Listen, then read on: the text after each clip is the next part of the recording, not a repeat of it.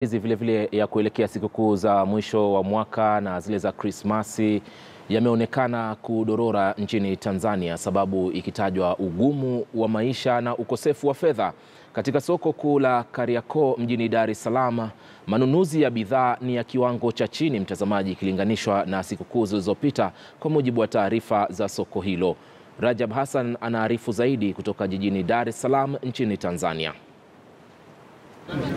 Mwaka jana kipindi kama hiki kuelekea sikukuu za Christmas na mwaka mpya, wanunuaji mjini hapa walijaza soko hili tofauti na ilivyo leo.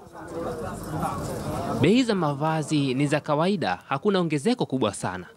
Kurwa anazungumza na mteja wake akimsihi anunue kutoka kwake, na ameniambia anaona ajabu biashara yake ya mitumba kuwa mbaya isivyo kawaida. Biashara kuwa ngumu na kuja kuangalia namna yenyewe jinsi inavyoenda. Naweza kusema hata serikali yenyewe sawa na kaba huko. Ukiangalia mambo sio mazuri kiufupi kaka mkubwa. Ni zaidi ya mwaka sasa Watanzania wakilia kuwa maisha ni magumu, lakini ripoti za idara ya fedha zikidai uchumi unaimarika. Lakini hili haliwazuii Watanzania kuandaa sherehe hizi za mwisho wa mwaka. Mimi kwa kweli maandalizi kwa wanangu mazuri, namshukuru Mwenyezi Mungu. Maandalizi ya mwaka mpya na Krismasi yamekaa vizuri sana.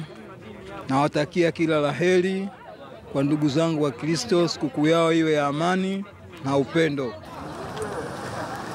Taarifa ya meneja wa mipango na biashara soko la Kariakoo ni kuwa manunuzi ya bidhaa ni ya kawaida kama vile si msimu wa sikukuu, kwani bidhaa zitumikazo sana msimu huu kama mchele, bei yake hakuna mabadiliko. Upo kati ya shilingi za Tanzania 1200 hadi shilingi 2000 kwa kilo.